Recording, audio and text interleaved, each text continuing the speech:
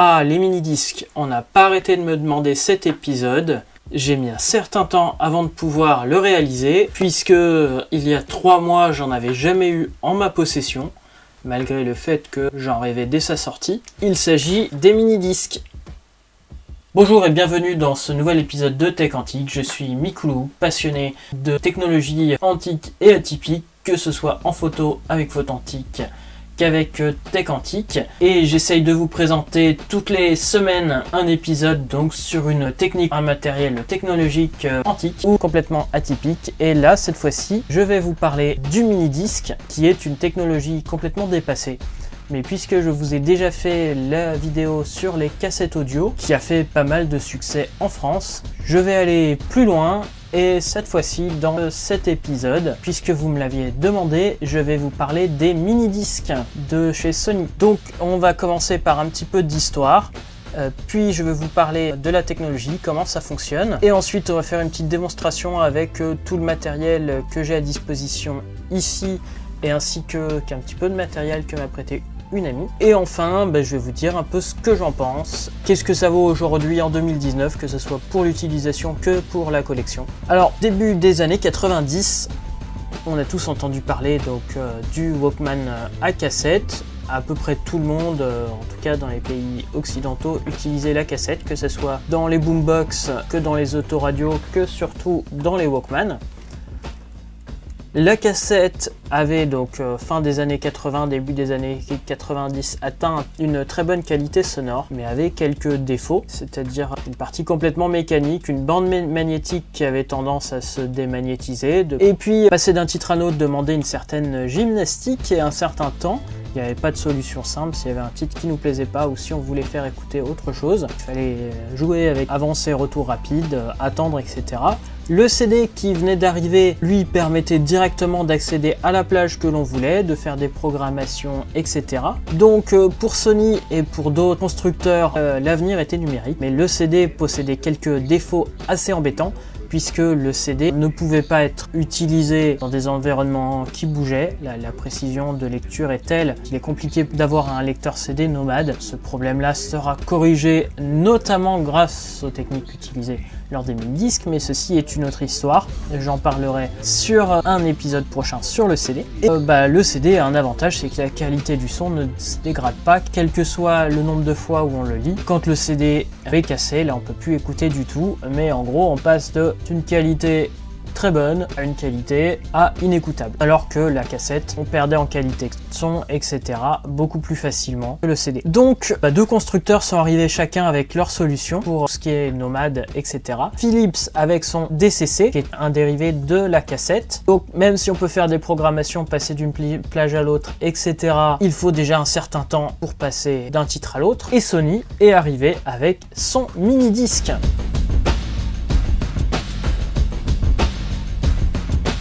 1991, donc annonce du prototype du mini-disque avec la partie audio et la partie vidéo interactive avec un lecteur de livres. Sony ne sortira pas son lecteur de livres tout de suite en Europe, mais dès 1992, le mini-disque, donc le premier lecteur de mini-disque, sort en Europe, le Sony MZ1. Il est à peu près gros comme... je vais comparer, j'ai ici un Walkman Sony.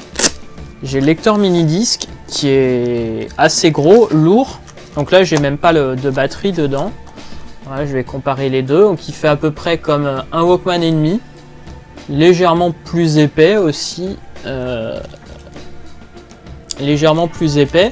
Après, ça fait beaucoup plus professionnel, donc voilà, le but c'était de remplacer le Walkman et plus, puisque c'est censé faire platine de salon, et aussi une entrée micro, et donc est capable d'alimenter un micro avec l'entrée fantôme, et entrée numérique et analogique. Donc voilà, c'est censé pouvoir faire en même temps Discman et en même temps Walkman, avec l'avantage donc du CD et de la cassette. Le seul souci, c'est qu'il est annoncé à 750 $, donc à peu près 5000 francs en France, ce qui fait en fait l'équivalent du SMIC de 1992, donc ce qui est complètement inaccessible aux adolescents, qui était une des cibles principales du lecteur. Donc même si ça va faire rêver beaucoup d'adolescents, moi j'étais enfant, je m'intéressais à ça, j'avais 6 ans en 1992. Quand ma grand-mère m'a montré la brochure technique qu'elle avait récupérée, moi je me suis dit ça je veux ça, mais j'aurai ça quand je serai grand. Et voilà, pour moi 1000 francs ne signifiait rien en fait, c'était une tellement grosse somme, c'est normal pour un enfant, mais j'imagine même un ado, équivalent d'un SMIC, c'était complètement inaccessible. Donc ce qui a fait que dès sa sortie, ça a eu très peu de succès en France, en Europe, même en Amérique. Le seul succès a été au Japon.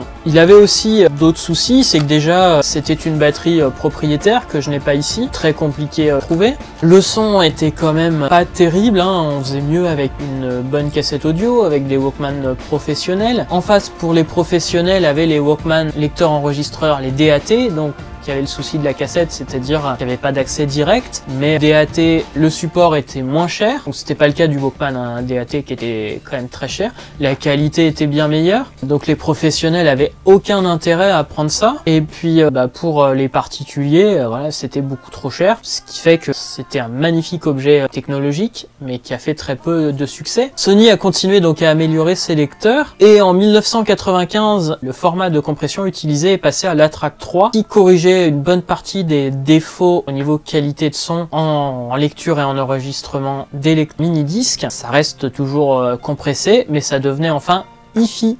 Sur tous les premiers modèles, il y avait 10 secondes de shock-proof, c'est-à-dire de mémoire. Donc si on faisait vibrer le lecteur avait 10 secondes pour retrouver où est-ce qu'il était en train de lire. En 1998, alors qu'il se vend 100 fois plus de baladeurs cassettes et de cassettes audio que de mini-disques, Sony va se lancer dans une campagne marketing beaucoup plus agressive, donc déjà en diminuant sérieusement les prix des lecteurs de mini-disques. Donc pour 150 $, on a un lecteur de mini-disques, donc par contre on retire une partie des fonctionnalités, donc avec cette fois-ci plusieurs gammes. En plus, ça avait déjà été le cas, des marques alternatives avaient déjà sorti des platines de salon, etc. Mais là Sony va sortir toute une gamme de mini-disques, ça va de l'autoradio, du radio-réveil, du boombox, etc.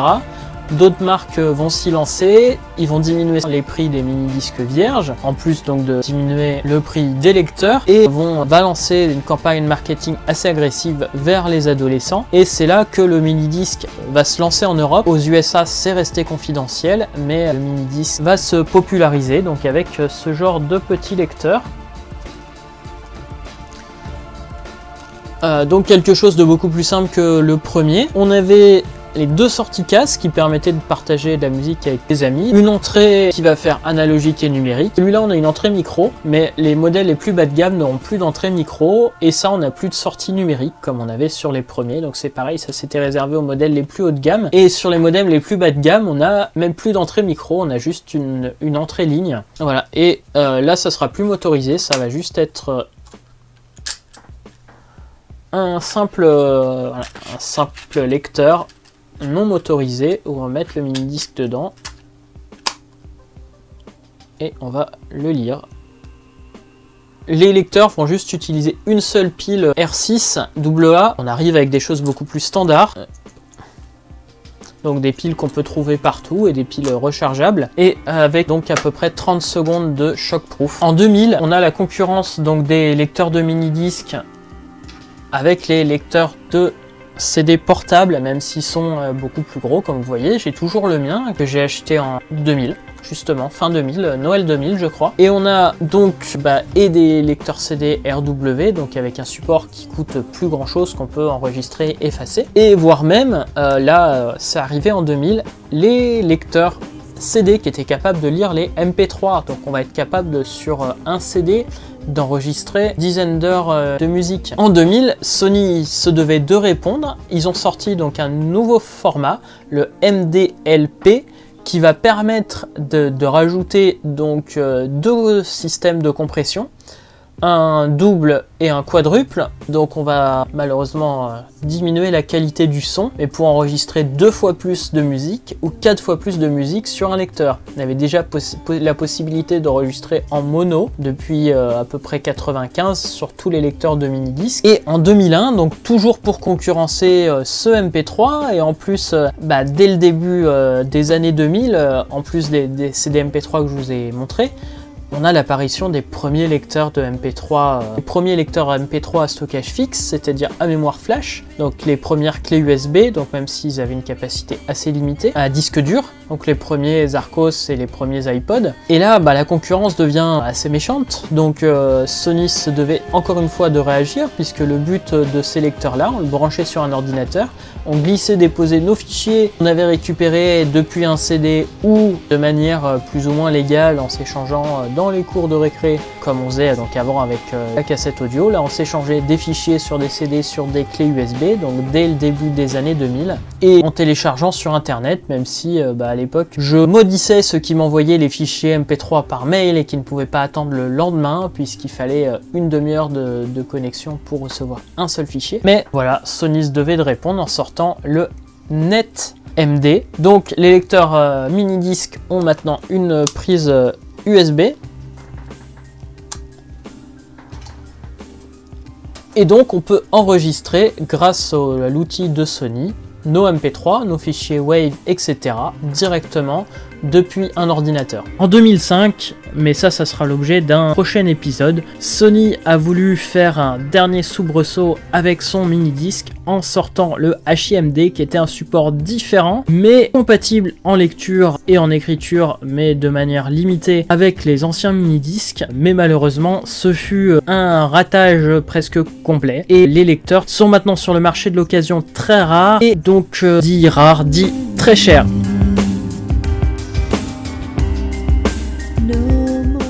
Qu'est-ce qu'un mini-disque? À quoi ça ressemble? Donc voilà, je vous en ai déjà montré. On va... Hop. Donc ils arrivent ici, protégés donc dans leur boîte de protection déjà. Et ensuite ici, donc vous voyez qu'il y a une boîte de protection avant le disque, donc qui se retrouve de l'autre côté. On ne peut pas comme une disquette l'ouvrir, il faut un tournevis pour pouvoir accéder à l'intérieur et voir le disque. Le disque ressemble de loin à un CD, mais même les mini CD sont plus gros. Donc là j'ai un mini CD RW. J'ai pu réussir à trouver donc un mini disque neuf qu'on va ouvrir ensemble et voir donc à quoi ça ressemble à l'intérieur. Donc on a ici comme les cassettes la réponse en fréquence du mini disque, ce qui ne correspond pas à grand chose puisque c'est un format compressé, je vous expliquerai après. De l'autre côté, donc voilà le...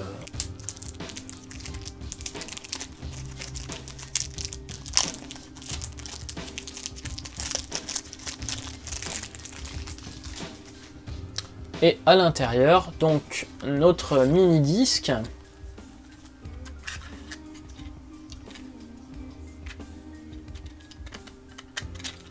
Notre boîtier plastique et une jaquette en fait qu'on pouvait coller avec possibilité de rajouter des étiquettes, etc. Il a existé donc des mini-disques donc les mini-disques, les premières capacités étaient des 60 minutes et puis au fur et à mesure donc de l'évolution des technologies de gravure, nous sommes arrivés avec des mini-disques de 74 minutes et puis rapidement aussi des mini-disques de 80 minutes. Donc à la fin il y avait quasiment plus que des 80 minutes et les 60 minutes avaient disparu de la circulation. Au début du disque, il y a une table des matières qui permet donc d'enregistrer jusqu'à 250 pistes et il faut savoir que la piste peut être n'importe où sur le disque tant qu'on ne dépasse pas la capacité du disque, c'est-à-dire qu'on peut découper après coup les pistes, en effacer certaines, les déplacer, etc. Et la table des matières va faire le lien entre le numéro de piste, son nom et son emplacement sur le disque. Et donc, comme je viens de le dire, on peut enregistrer le titre donc en texte du disque et le titre de la piste sur le disque. Donc ça, dès les tout premiers lecteurs, que ça permettait aux platines de salon ou à la plupart des lecteurs portatifs d'afficher le titre. Les mini-disques préenregistrés, ils se sont assez peu vendus, ils étaient assez chers, donc plus chers que les CD et les cassettes préenregistrées, d'où le fait que ça n'a pas fait beaucoup de succès. Au niveau du fonctionnement, donc on va être très proche du CD, c'est-à-dire un disque qui va être gravé et qui n'est pas effaçable. Vous voyez qu'il n'y a qu'une seule fenêtre. Et donc de l'autre côté, la qualité de son dépend vraiment de la date avec laquelle il a été masterisé et gravé. Donc là, les derniers de 2000 ont une qualité de son très correcte. Les disques vierges maintenant, on a un fonctionnement différent puisqu'on va avoir un système magnéto-optique, c'est-à-dire qu'on va avoir deux têtes de lecture-écriture. La première tête, donc un laser, va venir derrière, donc va faire deux choses, ou au niveau lecture, donc va envoyer le laser, et la façon dont le laser va être réfléchi va renvoyer le 0 ou le 1, ou deuxième solution, au moment où on va réécrire sur le mini-disque, le laser va être beaucoup plus puissant et va chauffer cette toute petite partie du disque à 180 degrés, et de l'autre côté une tête magnétique va changer la polarité de cette particule et donc va pouvoir enregistrer un 0 ou un 1. Tant que le mini-disque n'est pas chaud, il est impossible de l'effacer magnétiquement comme on pourrait faire avec une cassette, mais par contre il faut pas mal d'énergie donc pour pouvoir le réenregistrer. Il y a beau avoir plusieurs marques, plusieurs types de boîtiers de mini-disques, ils sont tous équivalents au niveau qualité de son, puisque c'est en fait la manière dont il est enregistré qui va définir la qualité de son et pas du tout la qualité de son boîtier plastique, malgré ce que le marketing nous faisait croire à l'époque, et donc ce qui permettait de vendre des mini-disques plus chers les uns que les autres, alors qu'ils étaient absolument tous identiques. La track, c'est donc le codec, c'est-à-dire la façon dont est enregistré le son, qui signifie Adaptive Transform Acoustic Coding. On va pour ce faire perdre une partie du signal pour pouvoir en enregistrer plus. On est donc à 292 kilobits par seconde. Au moment où on va compresser, donc on va diviser le son en plusieurs parties et faire en sorte que la partie non audible ne soit pas enregistré. Malheureusement, ça peut rajouter des artefacts, c'est-à-dire on va avoir un son un peu bizarre et puis une partie du son peut disparaître. Donc en fait, on va avoir un son qui peut être plus plat selon la situation. Donc sur les premières versions, on avait un son qui était dit très métallique. Vous verrez sur la démonstration du premier lecteur de mini-disque. Et donc ça s'est amélioré au fur et à mesure. Donc il faut savoir qu'en 92, on était avec des systèmes informatiques qui étaient beaucoup moins puissants que ce qu'on pouvait avoir en 2000-2002. Et donc ce qui a fait que la qualité de son s'est améliorée au fur et à mesure que l'informatique s'améliorait. Le système A-Track est rétrocompatible, c'est-à-dire quelque chose qui a été enregistré avec les premiers lecteurs de mini-disque va pouvoir être lu sans améliorer la qualité de son malheureusement sur les lecteurs plus récents, et avec un lecteur plus récent on peut le lire sur les premiers lecteurs avec un son légèrement dégradé sur les premiers lecteurs. On va quand même profiter de cette amélioration de cette qualité de son. Quelle est la différence avec la cassette audio, puisque moi c'est un de mes formats favoris, la cassette audio. Alors déjà la cassette audio c'est analogique, le mini-disque c'est numérique, donc ça change plein de choses. Déjà, le signal ne se dégradera pas dans le temps. Quand un CD ou un mini-disque est abîmé, là, la partie du signal est perdue. On n'a plus rien. Ou on a de l'autre côté, on a tout, alors que la cassette va se dégrader progressivement dans le temps. Ce qui fait que, comme j'ai pu vous le montrer, une mauvaise cassette enregistrée il y a 30 ans est toujours parfaitement lisible, perd un petit peu dans les aigus mais il n'y a aucun souci, alors qu'un mini-disque, pour l'instant la plupart sont encore lisibles, mais ceux qui sont abîmés ou cassés, c'est foutu, il n'y a plus rien. C'est un format avec perte, c'est-à-dire que sur la cassette audio, on va avoir des cassettes de très bonne qualité, des cassettes audio moins bonnes, mais normalement, ce qui est enregistré, ça va se dégrader un peu avec le temps, mais il n'y a pas de perte due à la compression, alors que le mini-disque va transformer le signal, c'est-à-dire que dès le départ, on va avoir de la perte dans l'enregistrement de ce signal. Et l'avantage du CD, c'est qu'on pouvait faire une copie parfaite d'un CD à l'autre. Ce n'est pas le cas du mini-disque, puisqu'il y a une protection à la copie qui fait que un mini-disque préenregistré ne peut pas être réenregistré de nouveau. Le mini-disque est beaucoup plus compact, plus pratique pour enregistrer. Fonctionne avec une seule pile, donc besoin de moins de mécanique. Par contre, il était beaucoup plus cher et il permet la lecture aléatoire, comme je vous l'ai dit. Donc, qu'est-ce qui s'est passé à la fin? Pour terminer donc cette partie technique, en 2012, Sony a arrêté de produire des lecteurs de mini-disques et en 2013 de produire des mini-disques vierges. Ils finissent leur stock qui était apparemment assez important puisque nous sommes en 2019, on a toujours du stock de mini-disques vierges, mais ça va se périr avec le temps. Alors que la cassette audio, nous avons toujours des cassettes neuves à disposition.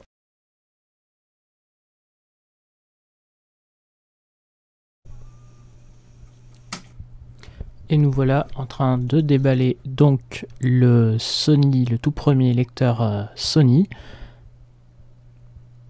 Comme vous pouvez le voir, ça ressemble vraiment à ce qu'on avait au début des années 90. Là, avec ce qui ressort de l'emballage, on dirait un petit peu qu'on a une espèce de calculatrice, un mini ordinateur. C'était un peu ce que voulait montrer le lecteur. En fait, on avait vraiment le mini ordinateur qui permettait d'enregistrer de la musique. Donc voici ici la présentation de l'objet. Donc de ce côté-là, vous avez les différentes entrées-sorties avec l'entrée-sortie numérique, l'entrée analogique, l'entrée micro, le réglage de l'enregistrement, donc le gain d'enregistrement. Ici, de quoi brancher l'adaptateur secteur et la batterie optionnelle. Ici, la batterie complète et puis l'arrière du lecteur. Et puis vous voyez maintenant l'avant avec le bouton d'éjection et d'enregistrement. Donc on va mettre maintenant faire une petite démonstration de triade. Donc c'est parti.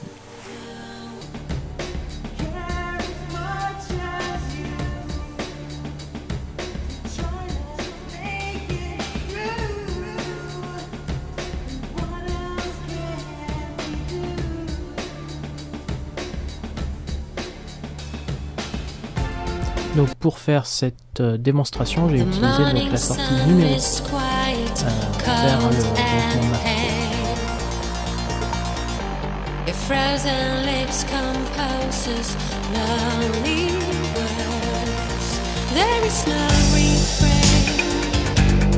Maintenant on va tester donc le deuxième lecteur disque que j'ai à disposition, le MZR70.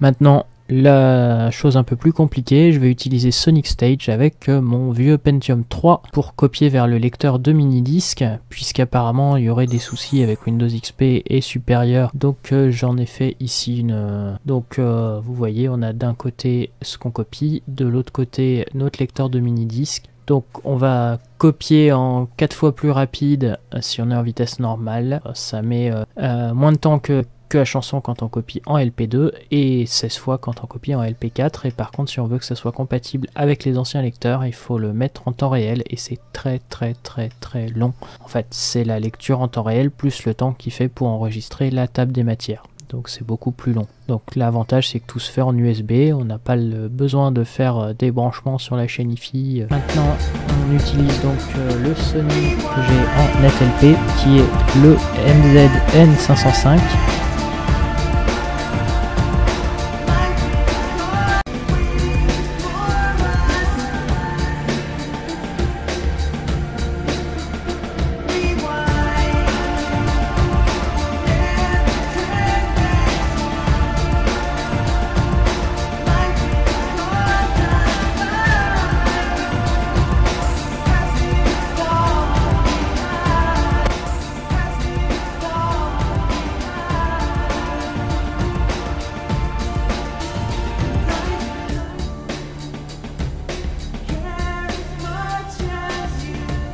Alors qu'est-ce que j'en pense maintenant que je l'ai utilisé depuis quasiment 2 mois. J'ai utilisé donc mes 3 lecteurs portatifs, même si mon MZL1 que vous avez pu voir la dernière fois, celui qui est dans la housse, là, le gros, le plus ancien, j'ai pu très peu l'utiliser puisqu'au final c'est celui qui m'a coûté le plus cher. Et il a fallu en plus trouver un adaptateur secteur puisqu'il est en 10,5 volts et il fallait un truc qui me donne le voltage exact pour pouvoir l'utiliser, pour éviter de le griller. Par contre, les 2 autres, je les ai pas mal utilisés, en fait, surtout celui-là. J'ai aussi pu utiliser un petit peu celui d'une amie et celui de salon, que vous avez pu voir rapidement à la fin, mon Grundig. J'ai pu donc l'utiliser avec, notamment en réécoutant pas mal cet album de Anders Egen Jensen, Trouble Heart, de la musique métal électronique en gros, que j'aime beaucoup. Donc voilà, c'est un des derniers mini-disques sortis en album. J'ai beaucoup apprécié cet album. Au final, je suis plutôt content de la qualité, je m'attendais à bien pire. J'ai pu aussi bien écouter Oasis, pareil, plutôt content de la qualité, même si je trouve que le son est légèrement plat.